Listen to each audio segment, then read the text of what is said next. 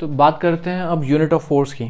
ठीक है, हमने फर्स्ट लॉ पढ़ा, फोर्स को डिफाइन किया, लेकिन हमने अभी तक यूनिट की बात नहीं की। हम ऑब्वियसली यूज़ करते हुए आ रहे थे, लेकिन मैंने जानबूझ के यूनिट को नहीं छेड़ा, बिकॉज यूनिट असल में यहीं से डिफाइन होता है, सेकेंड लॉ से।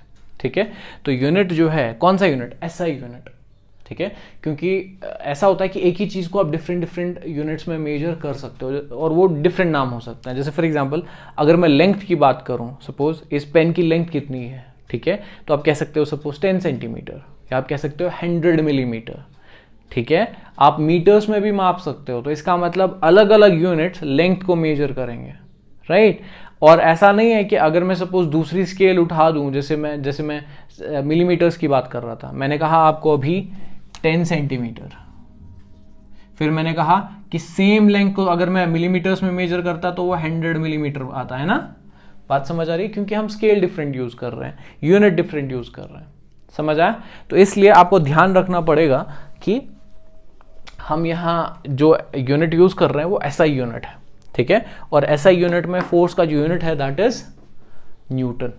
ठीक है, जो साइंटिस्ट है उसी के ऑनर पे रखा गया है। एक चीज और ध्यान दीजिए आप कि ये जो न्यूटन मैंने लिखा है, इसमें एन क्या लिखा है मैंने? स्मॉल। जब भी आप किसी यूनिट को साइंटिस्ट के नाम पे लिखते हैं, ठीक है, यानी कि साइंटिस्ट के ऑनर में वो यूनिट लिखा गया है या रखा गया है, तो पहला अल्फाबेट हमेशा स्मॉल लिखा जाएगा।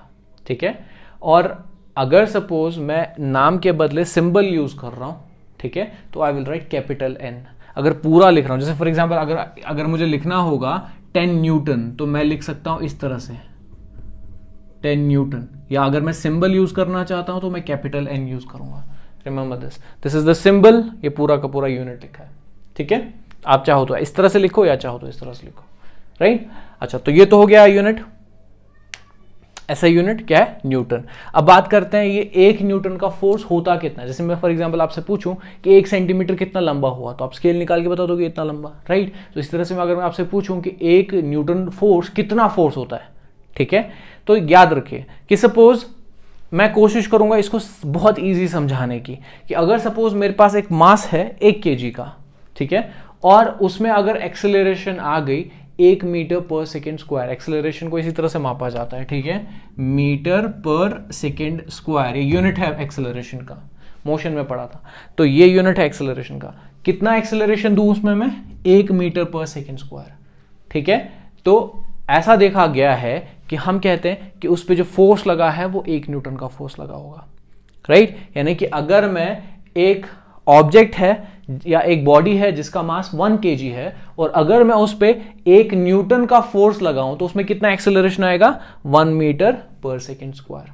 ठीक है, तो ये देखते हैं, if mass is equal to 1 kg and acceleration is equal to 1 metre per second square, तो then from F is equal to ma, force is equal mass into acceleration, 1 newton is equal to 1 kg into 1 metre per second square, और वो कितना बन जाता है? 1 kg metre per second square, या इसी को हम कह सकते हैं 1 न्यूटन। ये एक ही बात है, राइट। तो इसका मतलब आप यहां से एक और चीज समझ लीजिए कि न्यूटन का असल में क्या मतलब है?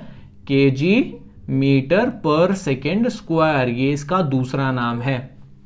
शॉर्ट फॉर्म समझ लीजिए कि kg मीटर पर सेकेंड असल में को ही Newton, 1 kg metre per second square को 1 न्यूटन कहते हैं।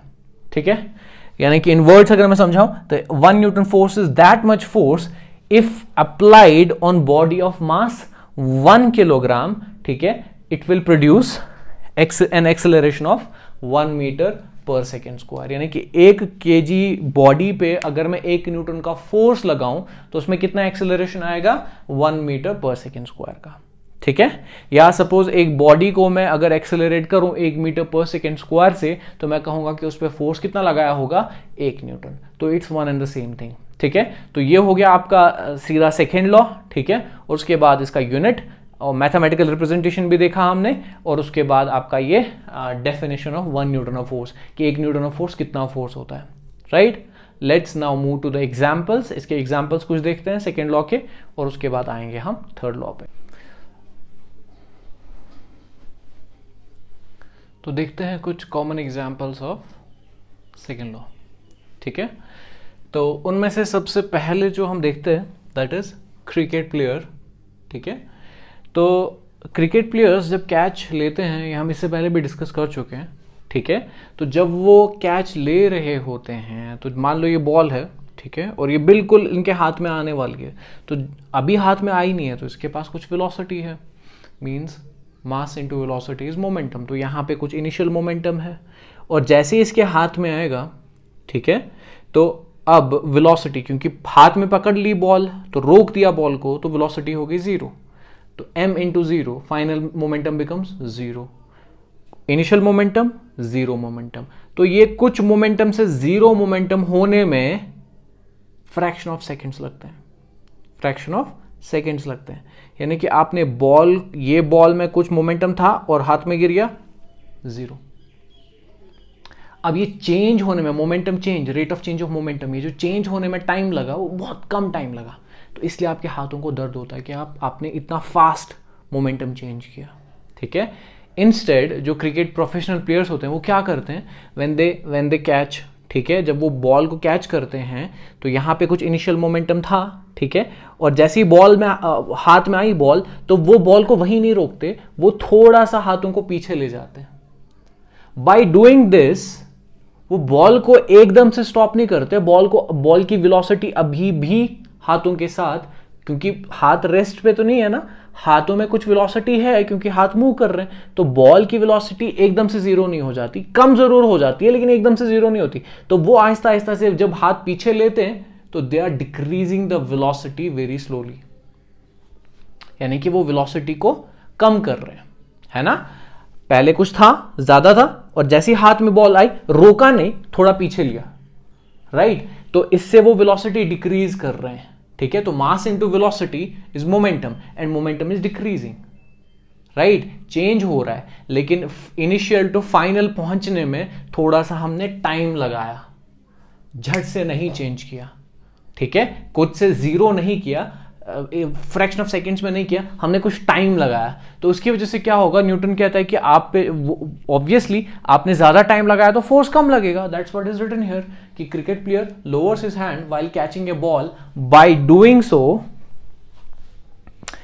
The player increases the time t, the time interval for change in momentum, because of this force experienced by his hands is less, यानी कि उसके हाथों पे जो फोर्स पड़ेगा वो कम होगा, ठीक है। Let's see the second example, that is vehicles are fitted with shockers. अगर आपने देखा होगा कि गाड़ियों में शॉकर्स लगे होते हैं ना, स्प्रिंग्स लगे होते हैं, and why are they fitted there, वो क्यों लगाए जाते हैं, जैसे ही हम गाड़ी में चल रहे हैं तो वो ठीक है, टायर किसी गड्ढे वगैरह में चला जाता है ना, तो क्या हो जाता है कि ये जो स्प्रिंग्स है, ठीक है, तो ये क्या करते हैं, दीज स्प्रिंग्स, जो जब ये गड्ढे में टायर चला जाएगा, ठीक है, तो जब ये टायर गड्ढे से निकलेगा, ये क्योंकि डिप, देखिए पहले ये टायर है, ठीक है, इस तरह से प्लेन रोड पे चल रहा था, अब अचानक से गड्ढा आ गया। नाउ इमेजिन कि ये टायर यहां से निकल के अब वापस निकल रहा है ना, इसमें पहले गिरा फिर वहां से वापस निकल रहा है, तो हो क्या रहा है, जैसे ये ऊपर आएगा obviously this tyre will push the vehicle up, ये टायर जैसे ही यहां पे पहुंचेगा, ठीक है, अब ये ऊपर व्हीकल को पुश करेगा, यहां नीचे खींच रहा था, यहां ऊपर पुश करेगा। तो जो अंदर पैसेंजर है उसको पहले गड्ढे में जब हो जाएगा तो ऐसे फील होगा, फिर गड्ढे से जब निकलेगा ऐसे फील होगा, लेकिन शॉकर्स की वजह से ये फील जो है ना, ये इतना ज्यादा र्यूड नहीं होता, इतना ज्यादा तेज नहीं होता, हमें फील इतना ज्यादा नहीं होता, and that is all because of these shockers. In shockers की वजह से हम ऐसा इतना ज्यादा ये गड्ढे वगैरह फील नहीं होते। अदरवाइज गड्ढों में गिरने की वजह से जो गाड़ियां, मतलब सड़कों पे गड्ढे होते हैं ना, तो गाड़ी उसमें से निकलती, ऐसे बहुत सारे गड्ढे होते हैं सड़कों पे, तो जो पैसेंजर्स हैं उनमें बहुत ज़्यादा प्रॉब्लम्स होती, पीठ की प्रॉब्लम्स होती, हड्डियों में प्रॉब्लम्स होती, क्योंकि ये झटके जो है बहुत तेज़ी से लगते हैं ना, तो वाइब्रेशंस की वजह से, उन झटकों की वजह से हमारी बॉडी पूरी पेन, कोई मानता ही नहीं फिर गाड़ियों में ट्रैवल करना, बोलते हैं नहीं सर हमारे बैक वैक टूट गया, हम सोच रहे थे ट्रैवल करेंगे, यहाँ तो सब उल्टा ही हो गया, ठीक है, गर्दन में लगी हुई है ना विप्लैश, अचानक से जब किसी को धक्का देते हैं तो क्या होता है, गर्दन में ऐसे विप्लैश आ जाता है, लग जाती है पीछे गर्दन में, वरना उसने थोड़ी मारा था, उसने तो धक्का दिया था, है ना, अचानक से धक्का देते तो ऐसा लगता है कि गर्दन पीछे से ही चली गई, है ना, लग जाती है फिर स्पाइन में।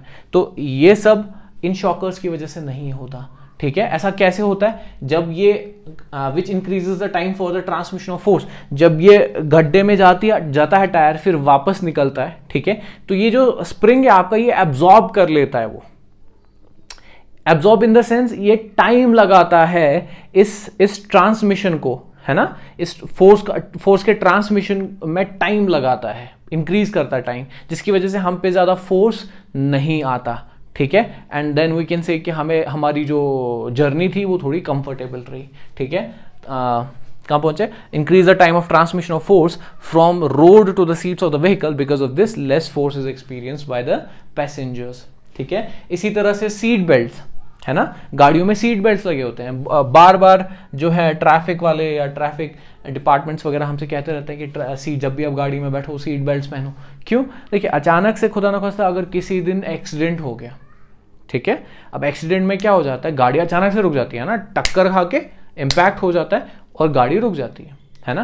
तो अब ऐसा तो नहीं है ना कि हम रेस्ट में थे, हम तो मोशन में थे, और according to the first law अगर हम मोशन में थे तो मोशन में ही रहना चाहते हैं। तो अचानक से जब ये रेस्ट आ जाता है, अचानक से जब ये गाड़ी रुक जाती है, राइट, तो ये जो मोमेंटम चेंज हुआ, राइट, ये जो मोमेंटम चेंज हुआ, इसको चेंज होने में बहुत कम टाइम लगा, राइट, क्योंकि अभी गाड़ी एक स्पीड से जा रही थी और अचानक से सामने कुछ आ गया, एक्सीडेंट हो गया, तो अचानक से स्टॉप हो गया। तो मोमेंटम कुछ तो मोमेंटम था, फिर जीरो अचानक से हो गया, और उसको टाइम बिल्कुल फ्रैक्शन ऑफ सेकंड्स में हो जाता है। तो इसका मतलब हम पे बहुत ज्यादा फोर्स आता है, राइट, इतना ज्यादा फोर्स आता है कि बहुत सीरियस इंजरीज, खुदा न खास्ता डेथ तक हो जाती है, राइट। तो इस वजह से हम क्या करते हैं, हम सीट बेल्ट लगाते हैं। सीट बेल्ट क्या करते हैं, जैसे ही टक्कर खाती है गाड़ी किसी चीज के साथ, तो जो ये मोमेंटम ड्रॉप होता है, सीट बेल्ट इस मोमेंटम ड्रॉप को थोड़ा टाइम लगाता है ना, वो हमको पकड़ के रखता है।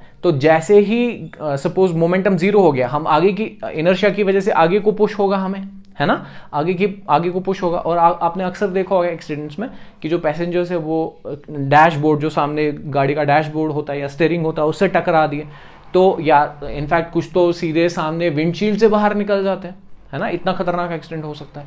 तो ये जो आपने जो सीट बेल्ट पहना था, जैसे ही गाड़ी अचानक से रुक गई और इनर्शिया की वजह से हमें जो झटका आगे को फील होता है, राइट, तो ये सीट बेल्ट उसको स्लो कर देता है ना, हमें जो पुश फील होगा सीट बेल्ट उसको रोक देगा, वो हमें सीट के साथ बंधा रखता है, ठीक है, जिसकी वजह से हमें वो झटका, जो इंस्टेंट मोमेंटम जीरो होने का जो झटका हमें फील होता है, फोर्स फील होता है, वो बहुत कम हो जाता है। और बहुत ज़्यादा सीरियस इंजरीज, डेथ खुदा न खास्ता होने के बजाय, ठीक है, चांसेस है कि बहुत माइनर इंजरीज, थोड़ी थोड़ी मतलब मोच वोच या लचक आ जाती है गर्दन में, तो इतना छोटे छोटे इंजरीज से काम बच जाते हैं हम, ठीक है।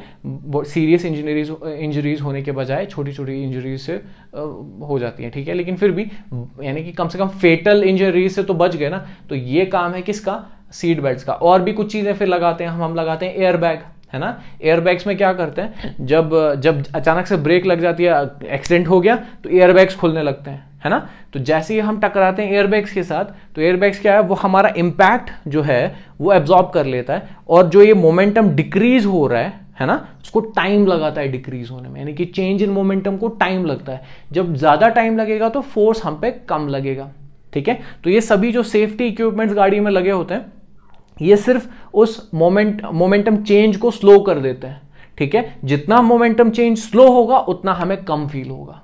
बात समझ आ रही है? इसीलिए सीट बेल्ट्स, एयर बैग्स, ये सब होना बहुत ज़रूरी है। ये खतरनाक एक्सीडेंट में एक पैसेंजर की जान बचा सकती है, इतना सीरियस चीज़ें हैं ये, ठीक है। So wear always seat belts, ठीक है, चाहे सामने बैठा हो चाहे पीछे बैठा हो, जहां भी बैठा हो, सीट बेल्ट्स हर जगह होते हैं, सीट बेल्ट्स लगाने चाहिए, ठीक है। ओके, नाउ अब हम डिस्कस करेंगे न्यूटन्स थर्ड लॉ, ठीक है।